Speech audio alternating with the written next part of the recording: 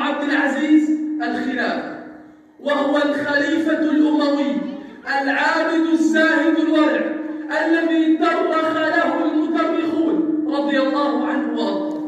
لما استلم كرسي الخلافة حدث في الأمة أمر عجب. حدث في زمن سيدنا عمر بن عبد العزيز، وهو من سلالة سيدنا عمر بن الخطاب رضي الله عنه، وهو الخليفة الذي اقتدى بالخلفاء الراشدين المهديين. حدث أمر عجب، صار الذئب يسرح مع الغنم. الذئب المفترس صار يسرح مع الغنم، هكذا في عصر سيدنا عمر بن عبد العزيز.